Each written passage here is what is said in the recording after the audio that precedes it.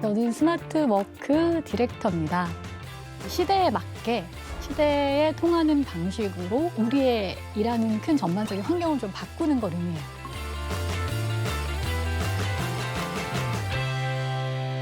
나에게 주어진 시간들, 내가 정말 내 마음대로 잘 쓸 수 있나? 나는 정말 자유로운 인간인가? 어떻게 하면 다른 삶을 살 수 있지라고 생각을 해보니까 일을 바꾸지 않으면 삶이 바뀌지 않겠더라고요. 그렇다고 해서 갑자기 퇴사를 한다거나 잡을 바꾸거나 그런 건 아니고요. 이 조직 안에서 구성원들이 좀 더 일을 효율적이고 또 생산적으로 할 수 있도록 환경을 바꿔서 그 안에서 일하는 사람들의 어떤 전반적인 업무 수준을 높이는 스마트 워크라는 게 내가 나다운 삶을 살기 위해서 꼭 필요하다라는 생각이 들어요.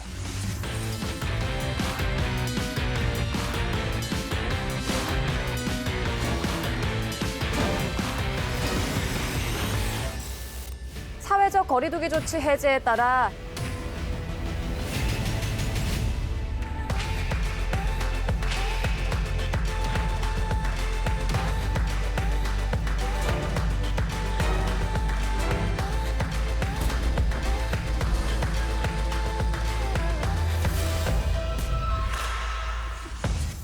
오늘 리뷰할 아이템은요, 코로나 이후의 사무실입니다. 팬데믹 이후에 이 MZ세대가 구직을 할 때요, 연봉하고 함께 꼭 확인하는 게 있대요. 그게 뭔지 아시겠어요?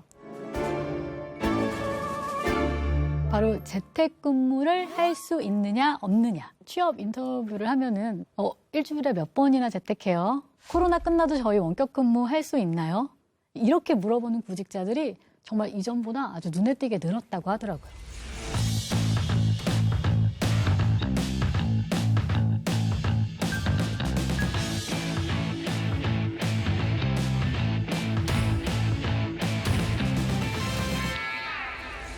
나라나 직종마다 수치는 조금 다르겠지만요. 이 업무의 무게중심은 확실히 사무실에서 재택근무, 오프라인에서 온라인으로 점점 이동을 하고 있는 것 같아요. 심지어 프랑스가 굉장히 변화에 보수적인 나라 중에 한 곳이거든요. 근데 지난 2022년 1월에 최소 주 3일, 원격 근무가 완전히 불가능한 그런 직군이 아니면 모든 직원이 의무적으로 재택근무를 해라라는 그런 총리의 지침도 있었다고 해요. 앞으로의 스마트워크는요, 이 팬데믹 기간에 경험했던 원격 근무하고 또 예전에 전통적인 사무실 근무가 모두 허용되는, 쉽게 말하면 월요일부터 금요일까지요, 매일매일 사무실에 출근하는 풀타임 출퇴근러부터 대부분의 시간을 이제 원격으로 일하는 저 같은 풀타임 리모트 워커까지 그런 사람들이 모두 같은 회사, 심지어는 같은 부서에서도 일을 할 수 있다는 거죠. 이런 얘기 들으면 정말 그런 회사가 있어요? 이렇게 물어보시고 싶으시죠? 있습니다. 그리고 우리나라에도 있어요. 여러분이 하루에도 몇 번씩 접속하는 그 네이버인데요. 올해 7월부터 이 하이브리드 워크를 본격적으로 도입한다고 합니다.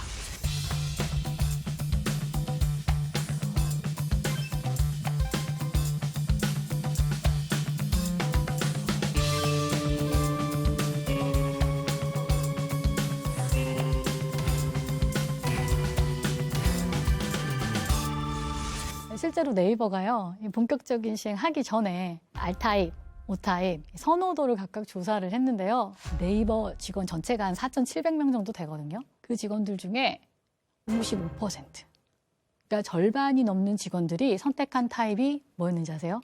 바로 R타입이었습니다. 그리고 또 어떤 회사는요, 이 사무실의 개인 책상을 좀 줄이고 남은 공간을 새롭게 디자인하는 경우도 있는데요. 아주 대대적으로 사무실을 리뉴얼한 회사가 MS 네덜란드 지사인데요. 이 마이크로폴리스라는 컨셉으로 만들어졌는데요. 재미있게도 본사 공간의 거의 3분의 2에 해당하는 공간을 외부인에게 오픈했어요. 정말 아무런 키카드가 없어도 들어갈 수가 있는 거죠.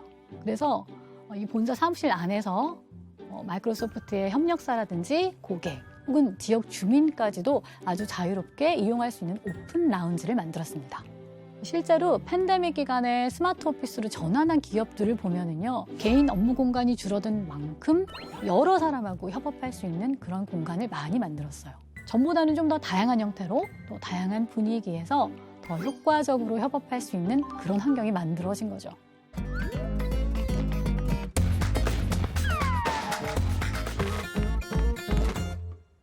있습니다. 여러분 잘 아시는 워드프레스의 회사, 바로 오토매틱인데요. 오토매틱이요, 원래는 이 미국 샌프란시스코에 본사가 있었거든요. 리모트 워크를 해보니까 이 본사를 없애도 괜찮을 것 같은 거예요. 정말 임대료 되게 비싸잖아요. 그 임대료만 나가는 본사 사무실을 아예 없애버렸어요. 우리나라에도 굉장히 대표적인 케이스가 있죠. 작년에 강남에 있던 사무실을 없앤 직방인데요. 작년 초부터 이 전 직원이 가상의 메타버스 공간으로 출근을 하는데요.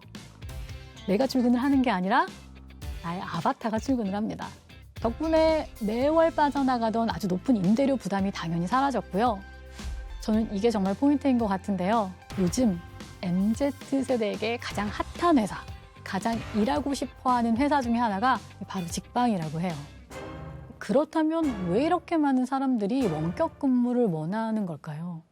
리모트 워크는 개인 입장에서도 이 일과 관련해서 정말 많은 옵션을 제공해요. 일단은 취업을 할 때 이전보다는 훨씬 더 이 거주지와 상관없이, 혹은 집에서 좀 멀리 있는 회사라고 해도, 또 심지어는 해외라고 해도 뭐 능력만 있으면 얼마든지 지원이 가능하죠.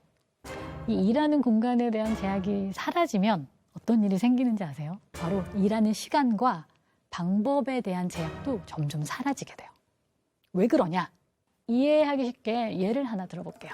저는 아침 식사로요, 우유랑 사과를 간단히 먹고 오후에 한 2시쯤 칼로리가 굉장히 높은 음식을 천천히 1시간에 걸쳐서 오랫동안 먹어요.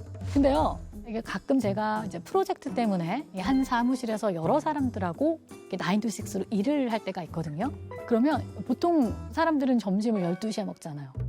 근데 저는 12시에는 정말 배가 전혀 안 고프거든요. 그래서 처음에는 이제 같이 일하시는 분들한테 양해를 구하고 혼자 2시에 나가서 이제 점심을 먹고 들어옵니다. 근데 이걸 일주일 이상 하기가 되게 힘들어요. 혼자서만 2시에 사무실을 나가는 게 아주 살짝 눈치가 보이기도 하고요. 가끔은 저 때문에 2시 미팅을 미루거나 아니면 뭐 다음날 해야 될 때가 있어요. 그러니까 되게 부담스럽더라고요. 정말 신기하게요. 그냥 나는 일하는 공간만 같아졌을 뿐인데 스케줄도 비슷해지고 밥 먹는 스타일도 비슷해진 거예요. 이걸 정리하면요, 우리가 생활하는 공간이 결국은 시간에 영향을 주고 그것이 결국은 생활하는 모습에도 영향을 주는구나, 이걸 좀 알 수가 있죠. 이걸 그대로 뒤집어서 일에 적용하면요, 이렇게 말할 수가 있어요. 일하는 장소의 제약이 사라지면 일하는 시간 그리고 방법의 제약이 사라진다. 그렇게 되면 어떨까요? 우리가 출근 준비하고 또 버스 타는데 버려진 그런 시간들 있잖아요. 이런 시간들을 아이들하고 아침에 같이 밥을 먹거나 아니면 내가 원하는 걸 배우는 데 쓸 수도 있죠. 그렇게 시간을 아껴도 어렵던 워라밸이 드디어 가능해진 거죠. 하지만 뭐니 해도 이 리모트 워크의 가장 큰 장점은 저는 원치 않는 방해가 줄어든다는 게 아닌가 싶어요. 왜 우리가 사무실에서 일을 하다 보면요, 갑자기 막 상사가 나를 부른다던가 안 갈 수가 없잖아요. 또 갑자기 미팅이 잡혀서 뭐 일이 끊기거나 아니면 주변에 전화 통화나 기계 소음 같은 것들, 이것 때문에 정말 일을 하고 싶어도 집중을 못할 때가 많잖아요. 근데 리모트 워크에서는 이런 원치 않는 방해가 줄어드니까 같은 시간을 일해도 확실히 일이 좀 더 쉽게 빨리 마무리되는 경향이 있어요.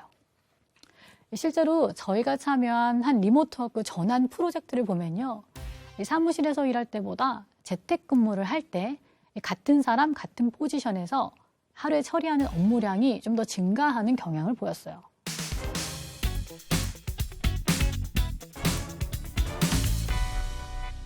이 스마트워크의 핵심은 더 적은 시간과 노력을 들여서 더 많은 성과를 만들어내는 거예요.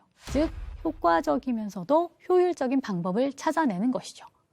여러분이 시도한 어떤 변화가 있다. 근데 이게 진짜 스마트 워크인지 궁금하다 하면요, 그게 효과적이었는지, 효율적이었는지 이걸 생각해 보셔야 되고요. 그것과 함께 과연 이런 변화가 조직적인 성과, 조직적인 어떤 발전을 가져왔는지를 좀 생각해 봐야 돼요.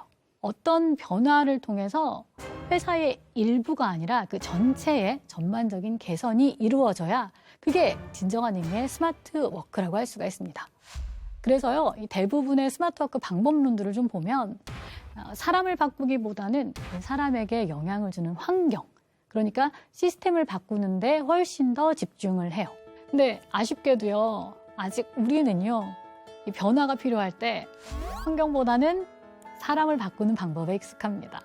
표면적으로는요, 이 사람을 바꾸는 게 훨씬 더 눈에 띄고 편하거든요.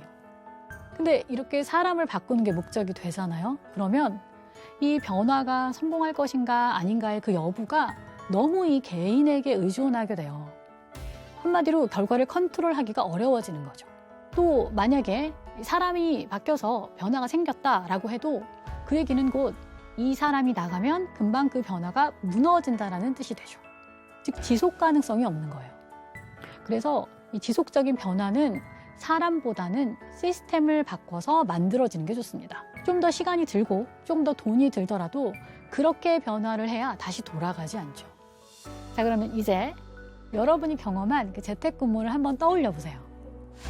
그게 정말 스마트 워크였을까요? 만약 여러분이 경험한 원격 근무가 효율적이지 못했다면 여러분은 아직 진짜 스마트 워크를 경험하지 못한 걸지도 모릅니다. 재택근무를 하면서도 업무의 효율이 낮았다. 그렇다면 회사는요, 직원들이 과연 원격 근무에 집중할 수 있는 그런 시스템을 확보했는지 한번 돌아봐야 되고요. 또 개인은 내 역량이 좋지 않아 이렇게 탓하기보다는 업무 시간을 관리하는 나만의 시스템이 있는지 그걸 좀 살펴보고 없다면 나만의 시스템을 만들면 좋을 것 같아요. 그게 바로 진정한 스마트 워크로 가는 길이 아닌가 싶습니다. 오늘의 한 줄 리뷰는요. 일하는 공간이 달라지면 일하는 방식도 달라진다.